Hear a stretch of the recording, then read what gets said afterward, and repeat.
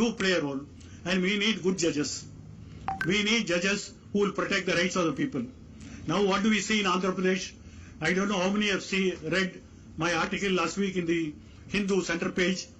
I have quoted 4 instances of the Andhra Pradesh High Court going beyond their limits, their power. Today, elected government is fighting for survival, not from rivals, not from political rivals, not from any mass movement, from judiciary itself. An FIR is registered against land scandal, stayed by the High Court. Some people take to social media, make postings. CBI cases are registered. 4 people are arrested. CBI has gone to America to find the rest of the 2 people. Now where do we go? A whole judiciary, instead of defending the rights of the people, now doing something different, which is not expected. A division bench, which is hearing a habeas corpus case, they did not file any reply. If a government doesn't file a reply, a department does not file a reply, you can impose a cost. Last month, Supreme Court imposed a cost against the Tamil Nadu government of rupees 1 lakh in a human rights case because they did not file a reply. This is all you can do. In a civil litigation, if replies are not forthcoming, you make an ex parte inquiry. The defense of the respondents are struck out. This is all you can do. But a division bench writes an order. By tomorrow, if there are no proper response, we will recommend to the President of India a president role in this state. Where do we get all this? This is what I am now very much worried, because FIR can't be registered, social media postings are intolerated, and president role is sought to be recommended by all in a judicial order. I am not saying some off-the-cuff remark. This is written in the order itself.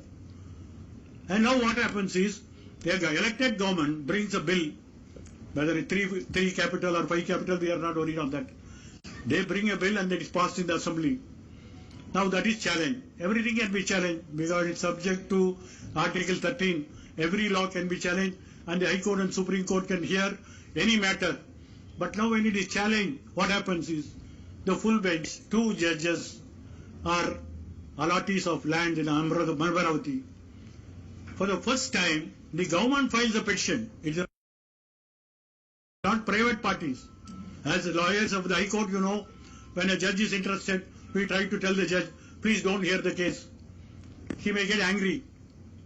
But then beyond angry, he can't do anything against the lawyer, because lawyer makes a plea on behalf of the client. The client must get justice from court.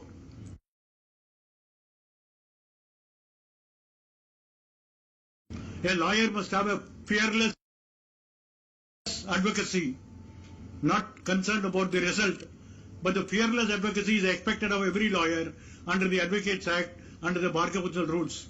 Notwithstanding the result, you should defend your client. Now what happens when judges are interested in a matter in a direct manner or an indirect manner? When there is a likelihood of bias, you must tell the judge, don't hear this case. They later accuse themselves. Even as a student, at the age of 18, appearing before a commission of inquiry against the death of a student in Annamalai University, I gave a petition to the sitting judge. Please don't hear this case. He asked me why. You are an additional judge, and this inquiry is against the Chief Minister, and if you want to become permanent, the Chief Minister input has to come in your accommodation. And how will you decide the case against him? Please step down. At that time, I was not a law student. I was not a lawyer. But as a student leader, I gave the petition. The judge asked me, under what law you have filed this case? I told him, sir, I am not a law student. I don't know the law. But I know there is something called conscience.